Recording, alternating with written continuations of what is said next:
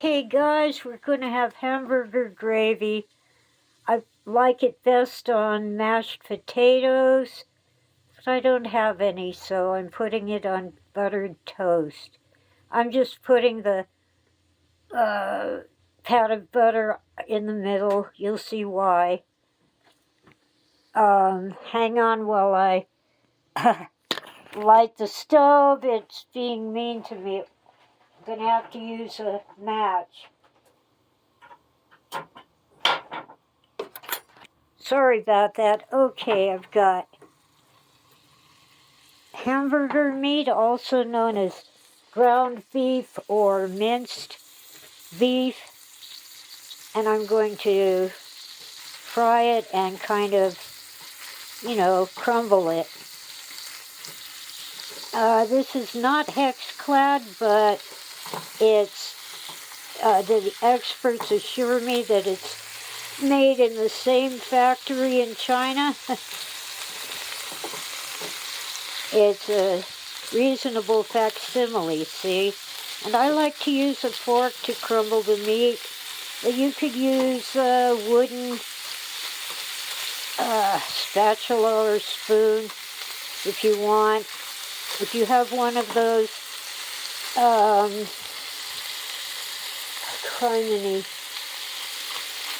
silicone spatulas that are stiff enough, you could use that. If you want this crumbled, and it's going to be hamburger gravy. Did I say that? I don't know. Hey, I'm video challenged as well as kitchen challenged. Now I'm using a very lean ground sirloin, so I put in some lard, which is the grease I save, the fat I save when I cook bacon.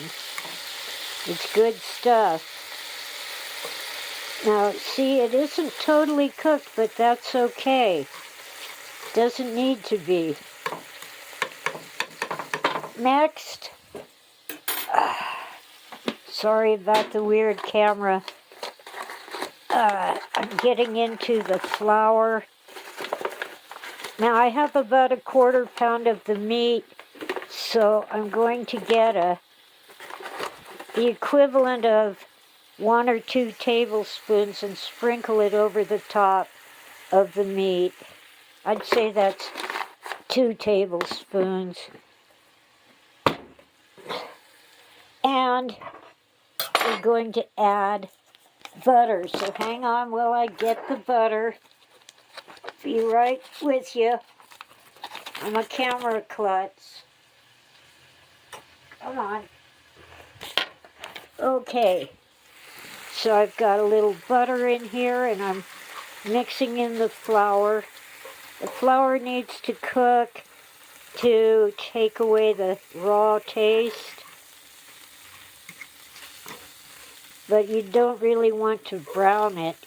Just mix it in with the fork and the butter. Your meat will get completely cooked before you're done. Just keep mixing. I'm going to kick the heat up a notch. I've been doing it on low to medium heat.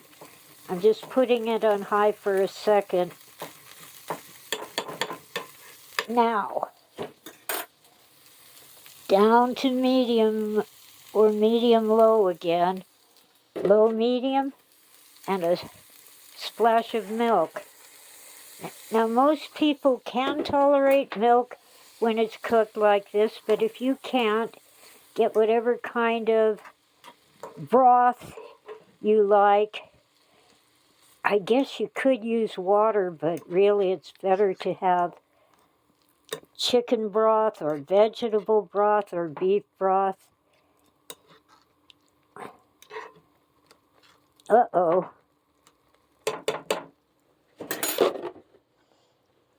Something's weird here. Oh, more milk.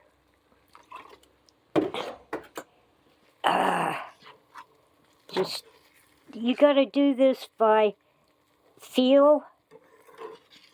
You can't really measure this stuff.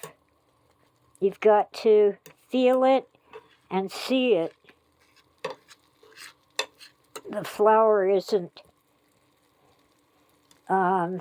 dissolving. For a minute I thought I had sour milk, but that is not the case. I'm going to make sure the flame is very low and let it go for a few minutes. I don't see a pause button. I'm using a phone, so I don't know. It needs to go totally cook the flour. Stir it occasionally. And this is usually done very quickly. Of course, I forgot to get a serving spoon. Let's see if I can reach one without taking the camera off the mark. I got one. Someday I'll have a camera person. Spoon. Yeah, this looks good. We are almost done here. Let's turn off the heat.